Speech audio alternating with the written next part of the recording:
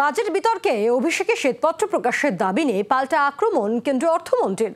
পরিসংখ্যান দিয়ে বাংলা শিল্পের নিম্নমুখী পরিসংখ্যান তুলে ধরে লোকসভায় কটাক্ষ নির্মলার, পাল্টা তোপ অভিষেকেরও। বাজেট বিতর্কে এভাবেই বাংলায় কেন্দ্রীয় বঞ্চনার অভিযোগ তুলে শ্বেতপত্র প্রকাশের দাবি জানান অভিষেক বন্দ্যোপাধ্যায়। 100 দিনের কাজ থেকে আবাস যোজনা কিংবা গ্রামীণ রাস্তা তৈরি, কেন্দ্রীয় প্রকল্পে বাংলার বঞ্চনা নিয়ে বারবার সরব হয়েছে তৃণমূল। রাজ্যের শাসক দলের দাবি 21-এর ভোটের পর থেকে কেন্দ্র কোনো টাকা দেয়নি। এ নিয়ে শ্বেতপত্র প্রকাশের দাবিতে সরব হয়েছেন অভিষেক সহ তৃণমূল নেতৃত্ব। সেই দাবি সংসদে নথিবদ্ধ করিয়েছেন অভিষেক বন্দ্যোপাধ্যায়। मैं बस इतना कह रहा हूं कि 2021 में आपने बंगाल में हारने के बाद आपने मनरेगा के लिए बंगाल में कितना पैसा दिया, और आवास योजना में 2021-22, 22-23, 23-24 फाइनेंशियल वर्ष में आपने अगर साबित कर दिया व्हाइट पेपर रिलीज करके कि 10 पैसा दिया है, 10 पैसा। सर देखिए, मैं व्हाइट पेपर मांग रहा हूं, ये चिल्ला रहे हैं। अरे भैया व्हाइट पेपर दे दो, व्हाइट पेपर दे दो, कहानी खत्म।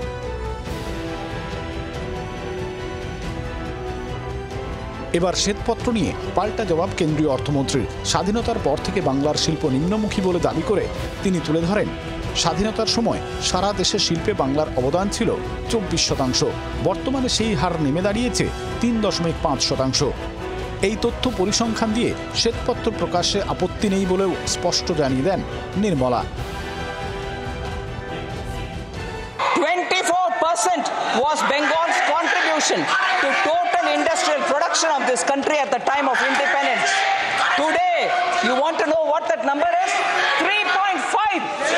In 2010, West Bengal accounted for 6.7% capital formation in India. Now it accounts only for 2.9%.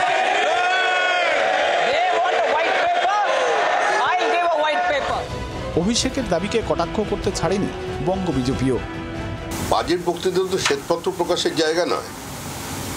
Trinamool Congress সার্বিকভাবে পশ্চিমবঙ্গকে আর্থসামাজিক দিক থেকে ধ্বংস করেছে। আসলে এই সরকার বলছে যে আমরা টাকা নেব, টাকা নেওয়াটা আমাদের অধিকারের মধ্যে পড়ে, কিন্তু হিসাব দেওয়াটা আমাদের অভ্যাসের মধ্যে পড়ে না। যদিও অভিষেকের দাবি সংসদে জবাব না দিয়ে মিথ্যে তথ্য দিয়েছেন অর্থমন্ত্রী।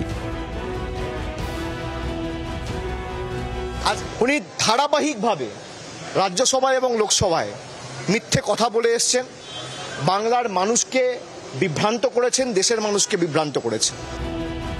নির্মলার জবাবি ভাষণের পর ওয়াকআউট করে তৃণমূল। রাজীব চক্রবর্তীর রিপোর্ট, জি 24 ঘন্টা।